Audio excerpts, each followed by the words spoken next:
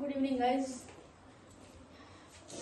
कल मैंने पार्ट 1 डाल दिया था और पार्ट 2 है आज। जैसे वीवीआई क्वेश्चंस मैंने कल कहा था कि 12th का जो बिहार बोर्ड के एग्जाम्स होने वाला है 2 फरवरी से, तो उसी रिगार्डिंग जो भी आपका वीवीआई क्वेश्चंस है बायोलॉजी का उसको देख लीजिएगा, ठीक है। कल डेफिनेशंस मैंने दिखवा दिया और डिफरेंसेस, कौन कौन से डिफरेंसेस जो इम्पोर्टेंट हैं। उसके बाद डायग्राम है ना। डायग्राम में एक बात मैं बताना भूल गई आप लोग को कि आप लोग जब भी डायग्राम बनाइएगा तो जैसे ही कोई डायग्राम है, ठीक है ना, तो इसके लेफ्ट साइड कुछ मत लिखिएगा। अगर इसका लेवलिंग करना होगा तो राइट साइड में ही लेवलिंग कीजिएगा, ठीक है, क्योंकि इससे मार्क्स होता है। ये कह सकते हैं ना कि ये एक रूल है डायग्राम बनाने का।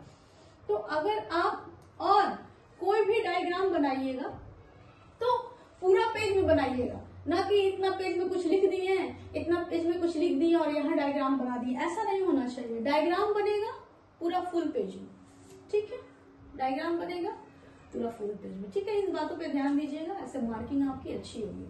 चलिए फर्स्ट क्वेश्चन देख लीजिए। लॉन्ग आंसर टाइप क्वेश्चन है इतने सारे।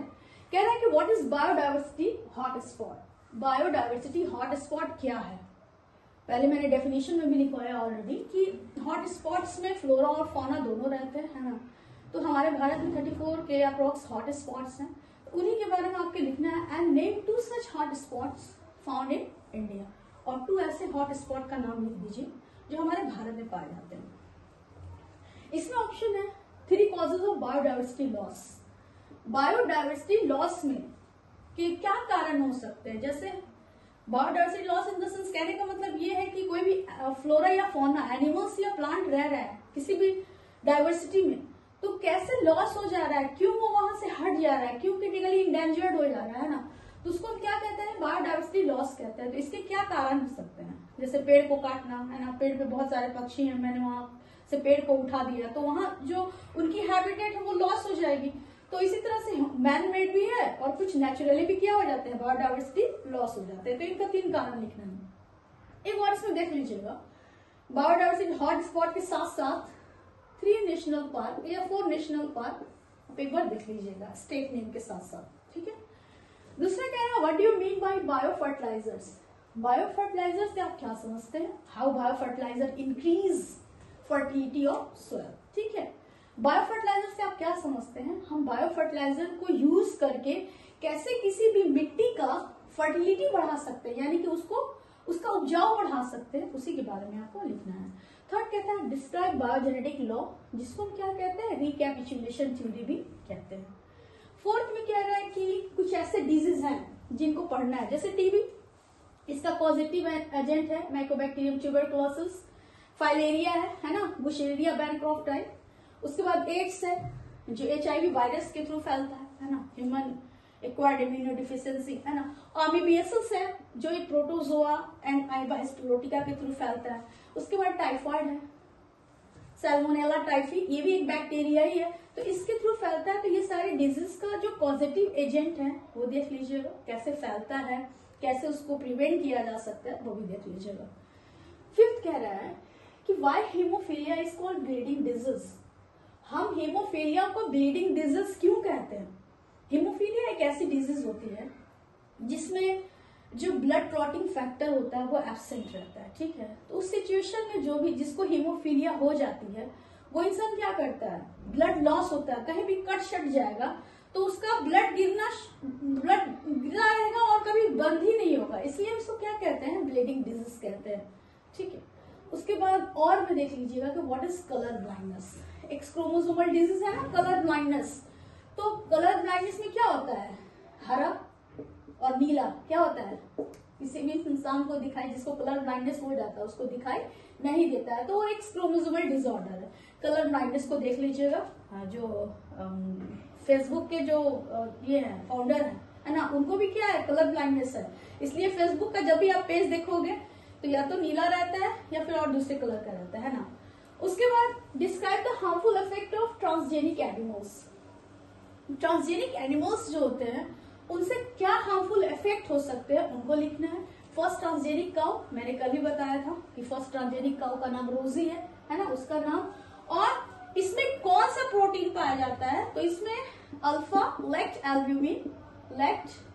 एल्ब्यूमिन प्रोटीन पाया जाता है जो क्या करता है, जैसे नॉर्मल दूध से इसमें 2.4 ग्राम पर लीटर इसमें क्या होता है, ये अल्फा लेक्ट एल्ब्यूमिन ज्यादा होता है नॉर्मल दूध से, इसलिए रोजी जो है वो फर्स्ट ट्रांसजेनिक काउ थी। 1997 में इसको इजाद किया गया था। ठीक है, क्वेश्चन 7 कहता है डिस्क्राइब रिकॉम्बिनेंट डीएनए।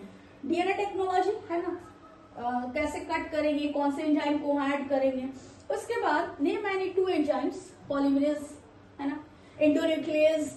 तो डीएनए रेप्लिकेशन के लिए, डीएनए के डबल हेलिक्स मॉडल को तोड़ने के लिए या फिर दूसरे डीएनए को जोड़ने के लिए हम कौन कौन से एंजाइम यूज करते हैं, लाइगेज हो गया जोड़ने के लिए, एंडोन्यूक्लियस जिसको हम मॉलिक्यूलर सीजर भी कहते हैं, क्या करता है, डीएनए को कट करता है। तो वही कह रहा है कि any 2 enzyme required for DNA replication and function of each. दोनों एंजाइम का नाम लिख देना है और उनके क्या क्या फंक्शन है उसको लिख देना है। ठीक है, 8 कहता है फ्रेडरिक ग्रिफिथ एक्सपेरिमेंट, देख लीजिएगा है ना, कैसे DNA is a genetic material. Hershey chess experiment, इन्होंने एक्सपेरिमेंट किया कि निमोनिया जो होता है चूहा में, अगर हम उसके डीएनए को अगर मार भी देते हैं, उसको जला देते हैं, फिर उसको चूहे पर एक्सपेरिमेंट, चूहे का एक्सपेरिमेंट है ये शो करता है कि DNA is a genetic material. ठीक है, हार्डी विनबर्ग प्रिंसिपल देख लीजिएगा, इसका इक्वेशन है p² प्लस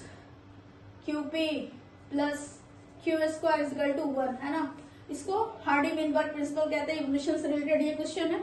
उसके बाद define cross pollination. Cross pollination को डिफाइन करना है कि क्रॉस पॉलिनेशन क्या है ना, एक फ्लावर से दूसरे फ्लावर में जो पॉलिनेशन की क्रिया हो रही है उसको क्रॉस पॉलिनेशन कहते हैं ना।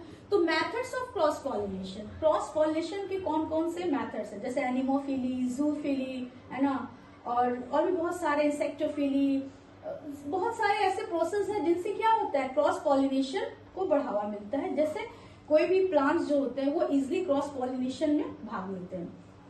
क्वेश्चन 10 कह रहा है कि वेरियस मेथड्स ऑफ कंट्रासेप्शंस। कंट्रासेप्शन समझ रहे हैं ना, पिल्स जो क्या कर सकता है, रिप्रोडक्शन को रोक सकता है, टू कंट्रोल पॉपुलेशन। वैसे पिल्स जैसे सहेली हो गया, माला डी हो गया है ना, और भी है बैरियर, फिर कॉपर टी हो गया, ये सब क्या होता है, कंट्रासेप्शन पिल्स है। कंट्रासेप्शन एज अ मेथड है कंट्रासेप्शन का, जो क्या करता है, अगर आप यूज करोगे उसको तो पॉपुलेशन क्या हो सकती है, उससे कंट्रोल हो सकती है। ठीक है, तो उसके बारे में लिखना है। उसके बाद राइट एन एसे और पॉपुलेशन एक्सप्लोजन। देखिए दोनों सेम मतलब पूछने का जो व्यूज है वो अलग अलग है, इसलिए मैंने 2 बार लिख दिया है इसको।